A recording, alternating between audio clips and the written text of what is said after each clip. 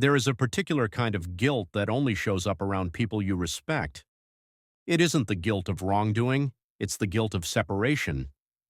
You feel it when you disagree with a mentor, when you choose a different method, when you hold a different conclusion in your hands and you don't rush to drop it. And the strange part is this: even if you are calm, even if you are correct, even if you are respectful, your body can still react as though you committed a crime. That reaction is not a character flaw, it is a psychological inheritance. Because the first authority you ever met was not an idea, it was a person, a parent, a teacher, a system, a room you learned to survive in. So the psyche learned a shortcut. Approval equals safety. Disapproval equals danger. Later in life, you meet someone brilliant, someone who can teach you, someone who changes your trajectory, and without noticing, the psyche tries to reuse the old shortcut. It doesn't just see a skilled mentor, it sees a mana personality, the figure who seems extraordinarily potent, the one who carries the aura of unquestionable authority.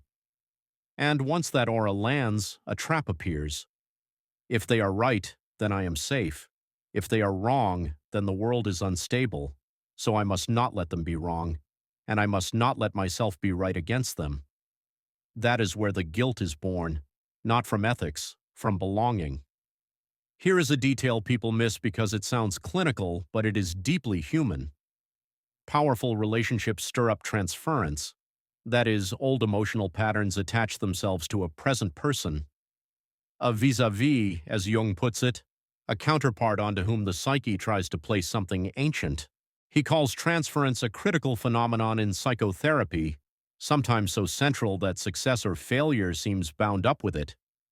And he warns that people like to talk as if these dynamics can be handled by reason, intelligence, or superior technique, a convenient optimism that can hide the real difficulty and postpone deeper investigation.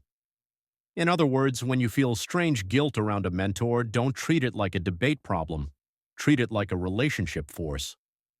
Because relationship forces do not dissolve by being right, they dissolve when you become conscious of what you are doing with them. Now here is the Jungian twist that frees you. The real work is not to destroy the mentor. The real work is to stop turning the mentor into your inner god. Because the moment you do that, you stop developing. You become the good one. You become a persona, a social mask so well worn you start to mistake it for your identity. And the more you identify with the mask, the more your individuality is repressed. So the psyche pushes back. It produces friction, it produces dreams, it produces sudden irritation, it produces sometimes a clean, sharp thought you did not ask for. No, that's not it. That moment is not rebellion. It is the psyche trying to differentiate. Jung describes individuality as a tendency toward differentiation and separation from the collective. That sounds dramatic until you realize what collective often means in daily life.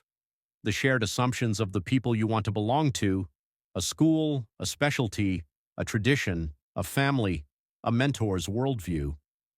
You can be deeply grateful for a tradition and still be called to refine it. That is the way knowledge actually evolves, but the price is psychological. Because the road to wholeness is not polite, it is a crossing. And Jung says when a person finds themselves on that road, they will run into things that cross them. First, the thing they have no wish to be, the shadow. Second, the thing they are not, the other, the reality of the you. And third, the psychic non-ego, the collective unconscious. Watch how this shows up with mentors. First crossing, the shadow. You begin to notice feelings you don't like having: envy, pride, anger, competitiveness, contempt, fear of being seen. You want to believe your dissent is purely rational, but the shadow asks, are you also hungry for independence? Are you also tired of being small? Are you also afraid of being dismissed? That doesn't make your point invalid, it makes you human. Silently say, this is a human being with skill. I am projecting an ancient pattern onto them. I will not ask them to carry my inner authority. That alone loosens the spell. Step 2. Invite the shadow to the table. Ask, what am I secretly trying to get here? Approval? Revenge? Freedom? Identity?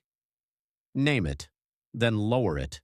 Not by shaming yourself, by refusing to let a hidden motive drive the car. Step 3. Speak in a way that keeps the relationship real. No performance, no grandstanding, no submissive apology. Use the simplest structure. Here's what I see. Here's the evidence. Here's what would change my mind. This protects you from two disasters: becoming a rebel who needs conflict to feel alive, or becoming a disciple who needs permission to exist. Step 4. Let the discomfort hang. This is the hardest part, because the old psyche thinks, if they are uncomfortable, I must fix it. But discomfort is not an emergency. Sometimes it is just the sign that a relationship has become more honest. Step 5. Hold your respect without surrendering yourself. This is the mature form of loyalty, loyalty to truth, and loyalty to the person, without making either into an idol. That is why Jung warned that the danger is not only in becoming a father mask yourself, but in being overpowered by that mask when it is worn by another. Master and pupil are in the same boat. So you choose a third way: not defiance, not devotion, development. You can learn from someone deeply and still refuse to hand them the keys to your inner world. You can be corrected without being crushed. You can be right without becoming arrogant. You can disagree without turning it into a war. And one day, almost quietly, you'll notice something. The guilt is gone. Not because you hardened, but because you grew. Because you stopped confusing approval with safety. Because you became the kind of person who can stand in front of brilliance and still tell the truth. If this helped you name what you've been feeling, like this, follow for more, and share it with someone who's ready to become an adult in their own mind. If you felt that tight, guilty feeling when you disagree with someone you respect, hear me. That isn't you being difficult, it's separation guilt, your nervous system treating disapproval like danger. Now picture the result instead.